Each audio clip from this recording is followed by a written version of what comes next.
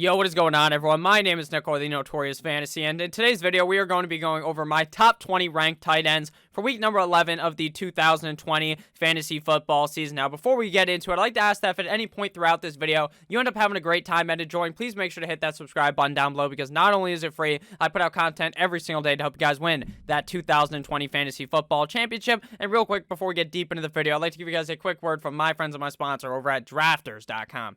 Drafters.com offers a variety of games on their website, as well as a variety of sports, but obviously here we're a fantasy football channel, so we will focus on fantasy football. One of my favorite games to play on their website is the $5.50 NFL Sunday Whale. It's pretty much a GPP tournament, which means you're going to be drafting up against 4 players, but you're actually playing up against a much bigger pool for a very high prize pool to make a decent amount of money. Now, it's very, very fun to play and super easy because, again, you're just drafting up against 4 guys to fill out a lineup of 2 quarterbacks, 2 running backs, 3 wide receivers, a tight end, and 2 flex spots. And if you magically create that one lineup, you're going to be getting dividends back your way. There's a variety of games on their website as well. There's just head-to-head matchups where you're drafting you versus another player for a variety of prices as well. I've done that for Monday Night Football. It was just a $1 game, and I ended up winning $2. It's just very simple, and it's very fun, and it doesn't have to cost you too much money. There's a variety of games from $1 all the way up to like $250. So make sure you guys check it out.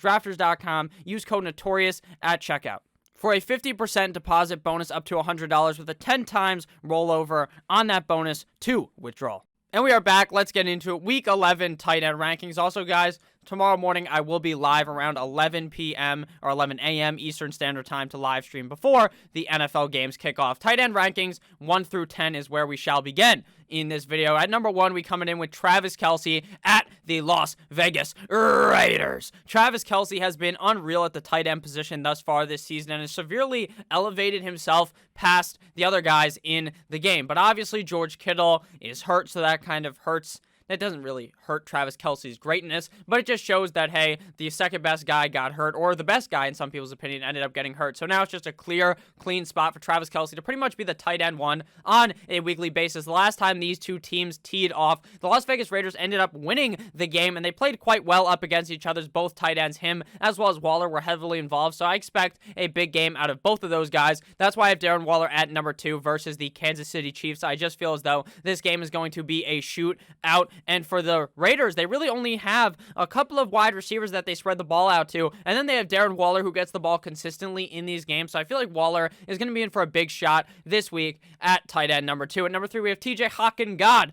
versus the Carolina Panthers. Now, Hockenson has been very, very safe thus far this season. Besides last week, he didn't look all that hot, but I feel like he is going to have a bounce-back game here up against the Carolina Panthers. The Carolina Panthers defense allow a lot of points to pretty much every single position on the offense. I think that TJ Hockenson is going to be very good as long as Matthew Stafford ends up suiting up on Sunday, which is what I believe as of right now will end up happening. At number 4, we have Mock Andrews versus the Tennessee Titans. Now, Andrews has been hit or miss thus far this season, and it really isn't even his fault. Lamar Jackson is kind of just not looking the same as he looked last year. Is it the play calling, or is it the fact that they have figured out Lamar Jackson, and by that I mean the other defenses? Have the coaches done the research to figure out how to stop him? It appears so, because Lamar Jackson said, oh, the defenses actually call out what we're going to do before we end up snapping the ball. No shit, Lamar, because you run the ball half the fucking time. Of course, they say, hey, look, Lamar's going to run the ball. Pretty much what he does half the time. Mark Andrews is the number 1 wide receiver on this team, and it is not even close. We have not seen Hollywood Brown really do anything thus far this season. Sure, he's had a game or two where he looked pretty good, but it just seems like Lamar Jackson either has a vendetta against him, maybe Lamar, or maybe Marquise Hollywood Brown fucked Lamar's sister or something. I don't know what it is. It just seems like they're not getting the ball thrown into Hollywood's hands, so I feel like Mark Andrews is going to have a big game here in a revenge game up against the Tennessee Titans because the Titans knocked them out of the playoffs last year. At number 5, we have Rob Gronkowski going up against the Los Angeles Rams. Now, the biggest worry for this matchup, obviously, is the fact that he's playing up against a tougher defense in the Rams. But their defense isn't necessarily amazing to where they could lock down all 4 assets of this offense, or maybe even 5 with how good Ronald Jones has looked. So I think Rob Gronkowski is going to be pretty fine in this game. But again, on a weekly basis, he's pretty much only good if he scores a touchdown, but in the majority of the games, as of recently at least, he has been able to find that end zone. At number 6, we have Noah Fant versus the Miami Dolphins. Now, Noah Fant's stats haven't been amazing, but they haven't been terrible. This season, the tight end position is so heavy loaded to like the top 4, top 5 tight ends where they're really getting the points, and then past like the top 5 on a weekly basis, it's pretty much a gamble which guy is going to score a severe amount of points, because a guy like Noah Fant, he's never really going to score 20 points, right, up against the Miami Dolphins. They are a very good defense, but he's not going to screw you over and get like 2 catches and get like 3 fantasy points. Typically, he ranges from around 7 to 10, so I feel like Noah Fant is a solid start for this week up against the Miami Dolphins, especially since I feel like late in the game, they're just going to have to heave the goddamn ball all over the yard, because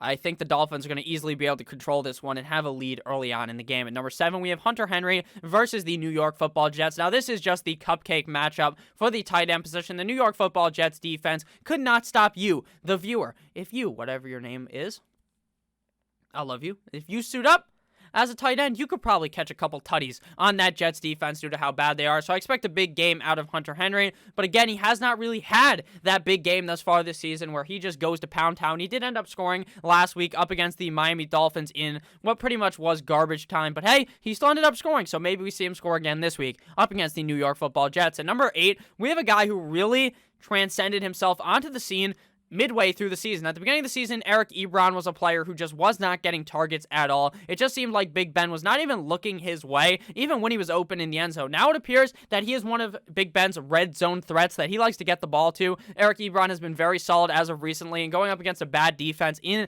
the Jacksonville Jaguars in Jacksonville, I feel like this is a great sighting for the tight end position, so I like Eric Ebron here at 8. At number 9, we have Hayden Hurst at the New Orleans Saints. Now, Hayden Hurst hasn't really done anything flashy this season, but he also has yet to completely disappoint.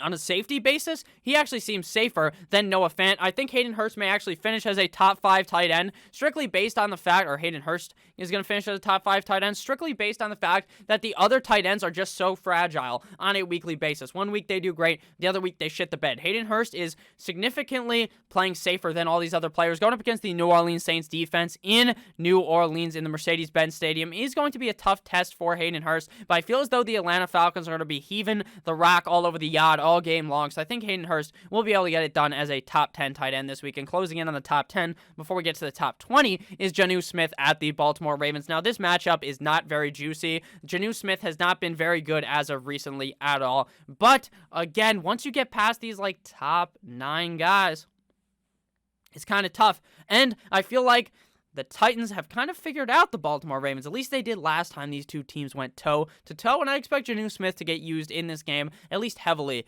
in the red zone. Now to tight ends 11 through 20. So again, if you guys have ended up enjoying this far, please make sure to hit that subscribe button down below. At number 11, we have Dallas Goedert at the Cleveland Browns. Now it appears that Zach Ertz may end up suiting up on this matchup on Sunday, but I'm not too worried. He's coming off of an injury. He's probably not going to be getting all that much usage. The Cleveland defense is pretty good, but they're going to be without Myles Garrett because the man is on the Rona protocol, so he won't be playing, which is a huge plus for Carson Wentz because he doesn't have a man that is going to come eat him alive in the backfield coming for him every single play. So Dallas Goedert should be able to get more usage, but again, based on what we've seen as of recently, maybe he's still not fully healthy because he hasn't done all that good since he came back. Well, he hasn't done good at all because he hasn't even scored more than 3 PPR points in those weeks. At number 12, we have the tight end on the other side of the field, Austin Hoop God versus the Philadelphia Eagles.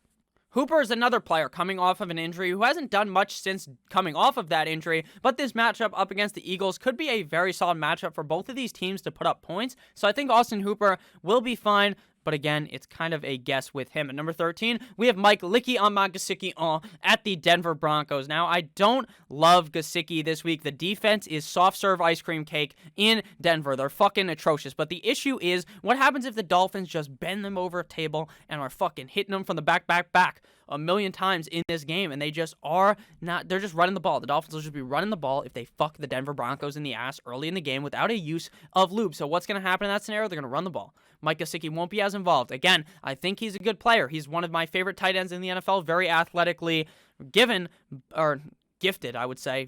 He's an athletic freak, but he hasn't gotten that much use. The other tight ends magically score every week for the Miami Dolphins, so I hope Mike Gesicki finds his way into the end zone this week at the Denver Broncos to put him as a top 13 tight end. At number 14, we have Jared Cook versus the Atlanta Falcons. Now, to me, I have no idea how the Saints offense is going to run. Sean Payton comes out and says, Jameis Winston isn't going to be getting any offensive packages in this game. He's not going to do anything. And then literally 5 hours later yesterday, this motherfucker says, actually, we don't know who the quarterback's going to be. What do you mean, Sean Payton? What the fuck are you talking about? I have no idea how this is going to work. If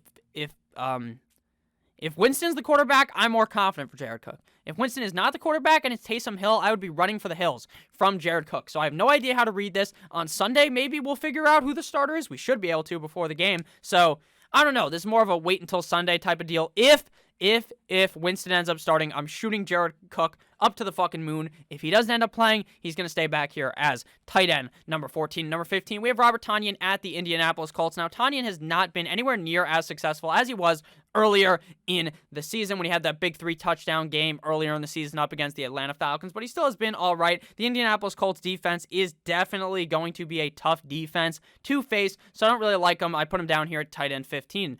Back here, it's really just the wishy-washy guys, 15 through 20. I really have no idea how to feel about these guys. But again, the tight end position is so tilted towards the front half. The back is just complete and utter ass. At the back is always ass, if you know what I'm saying. Logan Thomas versus the Cincinnati Bengals. I like him here. But I don't know if I can trust him because I feel like this offense literally only gives the ball to a couple of guys.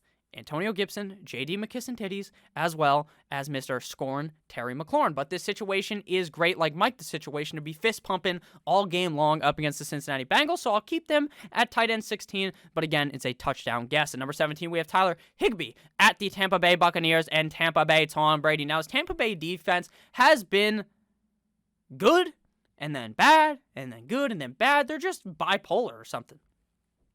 No idea. No idea what's going to happen, right? The Tampa Bay defense looks, and same thing goes with the offense. Sometimes the offense is just humming on all cylinders, and then some games it just sucks cock. So there's really no way. Same thing goes with the LA Rams offense because Mr. Jared Goff either looks like Tom Brady or he looks like Mark Sanchez. There is no in between for him. I think Tyler Higbee plays all right in this game, but based on how Higbee's been playing, you're definitely hoping for a touchdown. At number 18, we have Trey Boo Boo versus the Green Bay Packers. The Packers defense isn't super elite, but I feel like the Indianapolis Colts are going to win this game one way and one way only, and that is giving the ball 7 million times to the running backs, whether it's going to be Jonathan Taylor, whether it's going to be Nyheim Hines, whether it's going to be Jordan Wilkins. I have no idea, and neither does the head coach in Indianapolis, because on a weekly basis, you have no idea who's going to get it. Jonathan Taylor will get 50 touches in the first half, look good, then sit the fuck down. Now it's going to be Nyheim Hines' time, and he scores a touchdown. Wilkins scores a touchdown. You never know what's going to happen. But what I do know is the tight end doesn't get the ball that much there. Phillip Rivers does love the tight end, so there's obviously that upside for a touchdown, so that's what you got to hope for at tight end 18. At number 19, we have Gerald Everett at the Tampa Bay Buccaneers. Again, no idea which one of these guys is going to be the guy getting the most looks in this game, or the guy that's going to end up scoring a touchdown. That's why they're both back here at 17 and 19. And closing in the top 20, we have Kyle Rudolph the Red-Nosed Reindeer versus the Dallas Cowboys. And if you ever saw him, you would probably say Irv Smith is better. Irv Smith coming into this game banged up. Does he suit up or not? No clue. We'll know on Sunday. If he does end up playing, Rudolph the Red-Nosed Reindeer is going to completely fly straight into, instead of over the house, he's going to hit the fucking power line and die. If not, I actually like Kyle Rudolph a decent amount up against the Dallas Cowboys bum-ass defense. So thank you guys all for watching this video. If you did end up enjoying, please make sure to hit that subscribe button down below. Not only is it free, I put out content every single day to help you guys win that 2020 Fantasy Football Championship. Make sure you guys check out Drafters.com. Again, code Notorious to check out. I love each and every single one of you motherfuckers. Make sure you guys have a great rest of your day. We're going to have a great time on Sunday tomorrow. I love you all. As always, good boy.